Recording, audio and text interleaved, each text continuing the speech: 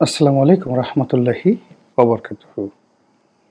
সম্মানিত দর্শক, বাংলাদেশে যে জুলাই আগস্ট বিপ্লব হলো, এই বিপ্লব পরবর্তীতে ছাত্র এবং জনতা এই নামটি যে কোনো কারণে আলোচনার একেবারে শীর্ষ পর্যায়ে চলে আসছে। ছাত্রদের বিভিন্ন কর্মকাণ্ড এবং তার সঙ্গে সঙ্গে জনতা নামধারী বিভিন্ন মানুষের বিভিন্ন কর্মকাণ্ড পুরো বাংলাদেশকে রীতিমতো এক ধরনের অস্থিরতার মধ্যে ফেলে দিয়েছে। এই বাংলায় এই 2025 সনে কিংবা 2024 সনের জুলাই আগস্টের পর যা কিছু হয়েছে, এমন দুঃস্বপ্ন আমরা কখনোই দেখিনি। কিন্তু আশান্বিত হওয়ার মতো, স্বপ্ন দেখার মতো, নির্ভর করার মতো আসলে তেমন কোনো ঘটনা জনগণ এখন পর্যন্ত দেখতে পারেনি। এরই মধ্যে একের পর এক লঙ্কাকাণ্ড ঘটে যাচ্ছে। ছাত্র জনতার নামে মব জাস্টিস, ছাত্র জনতার নামে চাঁদাবাজি। এরপর এই মব জাস্টিস এবং চাঁদাবাজির কারণে পুরো দেশের আইন শৃঙ্খলা এবং সরকারের যে চেইন অফ কমান্ড, এটা রীতিমতো ভেঙে পড়েছে। সরকারের যে সকল দায়িত্বপ্রাপ্ত কর্তা ব্যক্তি রয়েছেন, তাদের কথায় এবং কর্মে কোনো রকম ধারাবাহিকতা নেই। ফলে যাদের প্রতি দীর্ঘদিন মানুষের প্রেম ছিল, ভালোবাসা ছিল, আবেগ ছিল, উচ্ছ্বাস ছিল, প্রায় সবই ফানুসে পরিণত হয়েছে। কি উপদেষ্টা, কি প্রধান উপদেষ্টা, জনগণের বিশ্বাস কিংবা আস্থার যে জায়গাগুলো, সেই জায়গাগুলোতে তারা এখন আর নেই। এরই মধ্যে নির্বাচন নিয়ে বিতর্ক হচ্ছে। স্থানীয় নির্বাচন আগে নাকি জাতীয় নির্বাচন আগে?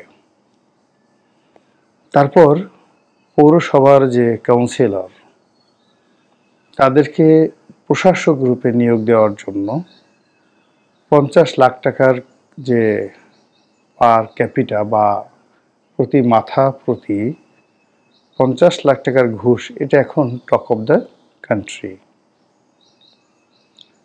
এর বাইরে ওয়াসাতে নিয়োগ হয়েছে এবং অন্যান্য সরকারি অফিসগুলোতে যে নিয়োগ হয়েছে, সেখানে নিয়োগের নামে যে দুর্নীতি, সেই দুর্নীতির পরিমাণ হাজার হাজার কোটি টাকা ছাড়িয়ে গেছে। এখন এই ছাত্র জনতার মধ্যে কে কয়টি বিয়ে করলেন, কার ভুঁড়ি কতটা বের হয়ে গেল, কার জুতো কেমন, কার শরীরে কেমন মেয়ের জন্ম নিয়েছে, কে কয়টি বাড়ি করেছে, এই সকল কথাবার্তা বাংলার আনাচে কানাচে ঘুরে বেড়াচ্ছে। এরই মধ্যে ছাত্ররা একটি রাজনৈতিক দল করেছে, অনেকটা রাজস্বিক অভিষেক দিয়ে।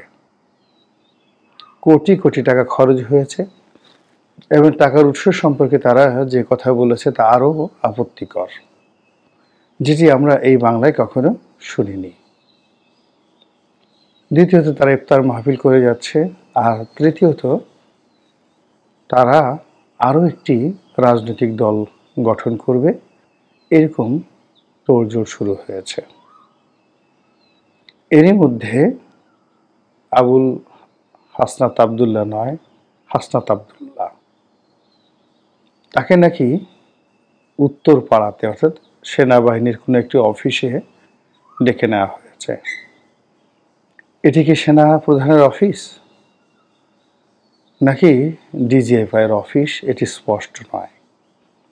সেখান থেকে তিনি বের হয়ে বিরাট এক ফেসবুক স্ট্যাটাস দিয়েছেন, যা নিয়ে সারা বাংলাদেশে তোলপাড় চলছে।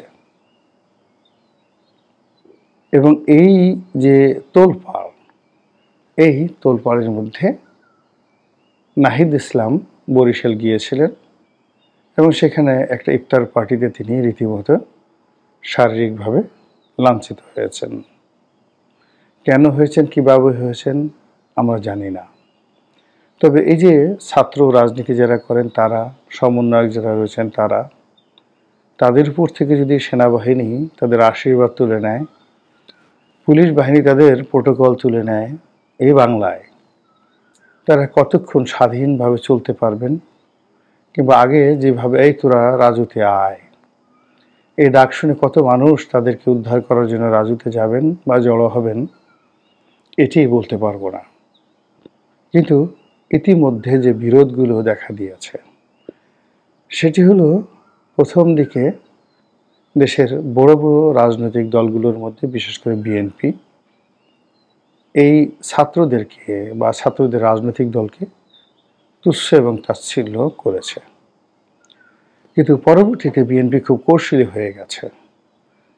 এর কারণ হলো ইতিহাসের একটা নির্মম শিক্ষা যে আপনি যাকে বেশি তুচ্ছ তাচ্ছিল্য করবেন ওই আপনার ঘাড়ের উপর চড়ে বসবে। দ্বিতীয়ত, আপনি তুচ্ছ করেন, তাচ্ছিল্য করেন, প্রশংসা করেন, যে কোনোভাবে কাউকে যদি আপনি আলোচনার পাদপীঠে নিয়ে আসেন, একটা সময় সে সাইন করবে। এই জন্য বিএনপি তাদের সেই তুচ্ছ তাচ্ছিল্য বাদ দিয়ে বরং এদের সঙ্গে একত্র চলার যে নীতি গ্রহণ করেছে, তাতে এই ছাত্রদের রাজনৈতিক দলের যে সর্বনাশ এটি শুরু হয়ে গেছে। যেমন ধরুন মির্জা ফখরুল কিংবা সালাউদ্দিন সাহেব কিংবা মির্জা আব্বাস, তো তাদের পাশে যখন সার্জিস, হাসনাত আবদুল্লাহ, মাহফুজ কিংবা নাহিদ ওনারা বসেন, যান, দাঁড়ান, এটি ওই যে সমাজ যারা দেখে বা পরবর্তীতে যেগুলো মিডিয়াতে আসে, মুহূর্তের মধ্যে ওখানে একটা শ্রেণী বিন্যাস হয়ে যায়। নেতা এমন হবেন যাকে দেখলেই মনে হবে নেতা। নেতা এমন হবে যাকে দেখলেই সব মানুষের মধ্যে একটা সম্ভ্রম এবং মর্যাদা বোধ চলে আসবে। তো বিএনপি নেতাদের পাশে যখন তারা দাঁড়ান, এই জিনিসটি মানে ছাত্রদলের একজন কর্মীদের যে মান মর্যাদা, তাদের যে আয়বব, তাদের যে ওজন, এই জায়গাটিও নতুন রাজনৈতিক দলগুলোর যারা নেতৃবৃন্দ তারা পাবলিক প্লেসে পাচ্ছেন না। তো বিএনপি রীতিমতো এদেরকে খেলে দিচ্ছে। দ্বিতীয় যেই কাজটি, এটা বিএনপি করছে না অন্য দল করছে এটা বলতে পারবো না। এর কারণ হলো বাংলাদেশের মানুষের একটা বদ্ধমূল ধারণা যে এই ছাত্র এবং জনতা এর পেছনে মাস্টার মাইন্ড হিসেবে জামাত কাজ করেছে।